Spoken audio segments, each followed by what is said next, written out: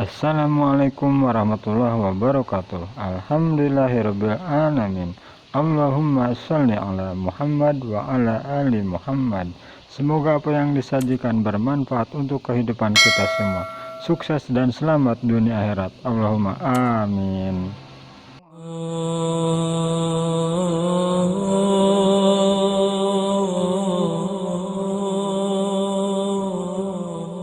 Bismillahirrahmanirrahim. Alhamdulillahirabbil alamin. Allahumma shalli wa sallim ala sayidina Muhammadin miftahi babi rahmatillah adada ma fi ilmillah salatan wa salaman daimaini bidawami mulkillah wa ala alihi wa sahbihi. Assalamualaikum warahmatullahi wabarakatuh.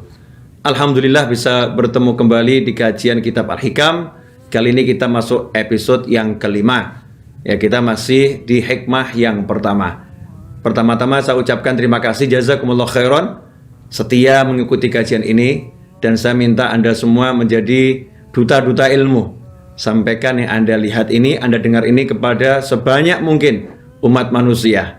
Share link ini, share kajian ini, agar kita sama-sama mendapatkan rahmat dan balasan yang besar dari Allah Subhanahu wa Ta'ala. Imam Syekh Ibn Athaillah menyatakan, min alamatil i'timadi 'alal amal nuqsanur rajai 'inda wujudiz zalal. Seperti yang sudah kita jelaskan, di antara salah satu tanda seseorang bergantung kepada usahanya, amalnya adalah berkurangnya rasa harap saat dia terjerumus dalam kesalahan. Kalimat ini multi tafsir. Bisa ditafsirkan untuk urusan ukhrawi, ya, bisa ditafsirkan juga untuk urusan duniawi. Maksudnya urusan dunia bagaimana? Bukan untuk hal-hal yang sifatnya ibadah mahdhah, tapi untuk kegiatan-kegiatan yang kita lakukan.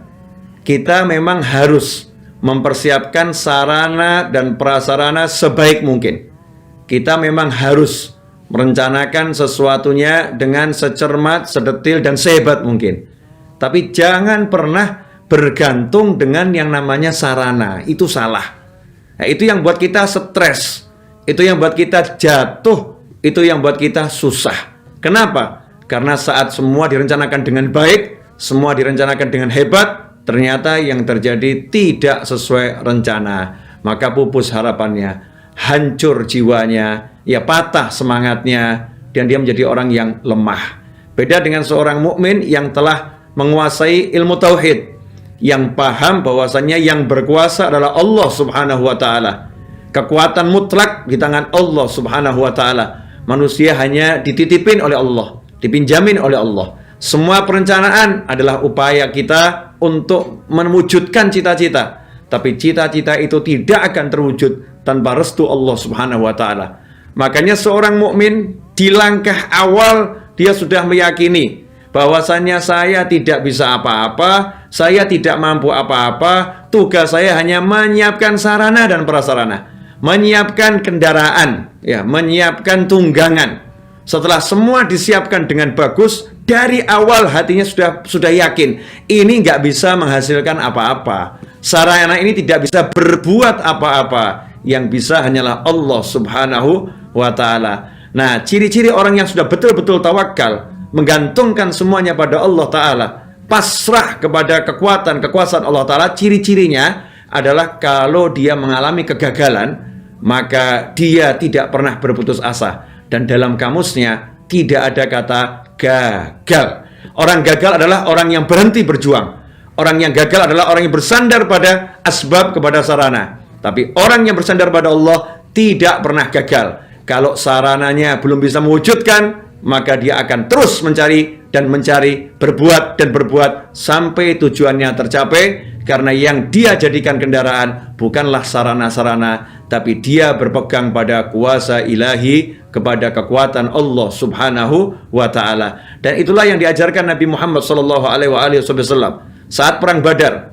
Menurut jumlah pasukan, kekuatan, ya, umat Islam saat itu sangat sedikit. Hanya sepertiga dari musuh-musuhnya yang membenci, yang memusuhi, yang memerangi.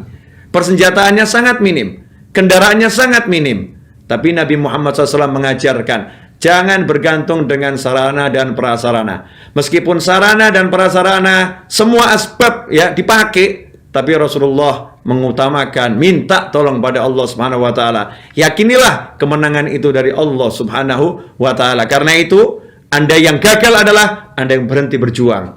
Anda yang berhasil adalah dia yang menurut hitung-hitungan, menurut kenyataan gagal dan gagal dan gagal, tapi tetap tersenyum, menatap tujuan dan berjuang tanpa kenal lelah, tanpa kenal menyerah, karena dia tahu Tuhannya adalah Allah Ta'ala.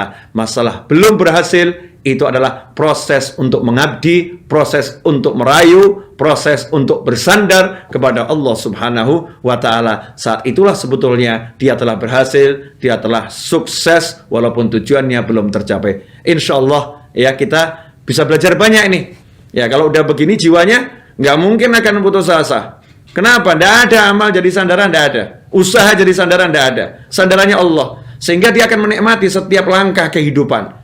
Dia akan menjadi orang yang kuat luar biasa. Orang yang kokoh. Kenapa? Sandarannya Allah. Kalau kamu bersandar dengan tembok, tembok bisa roboh. Kamu bersandar dengan harta, harta bisa hilang. Kamu bersandar dengan teman, teman bisa lari meninggalkanmu. Kamu bersandar dengan pangkat, pangkatmu bisa dicabut sewaktu-waktu. Kamu bersandar dengan apapun itu yang sifatnya makhluk ciptaan Allah Ta'ala, makhluk itu bisa binasa seketika. Tapi kalau kamu bersandar kepada Allah Ta'ala, Allah selalu ada, dan Allah Maha Kuasa, Allah Maha Bisa. Insya Allah yang sedikit ini barokah. Jangan lupa sebarluaskan kepada siapapun agar kita mendapatkan manfaat yang besar. Subscribe channel Habib Novel Al-Idrus, kemudian sebarluaskan. Jazakumullah khairan. Mohon maaf, semoga berkah dan manfaat. Wassalamualaikum warahmatullahi wabarakatuh.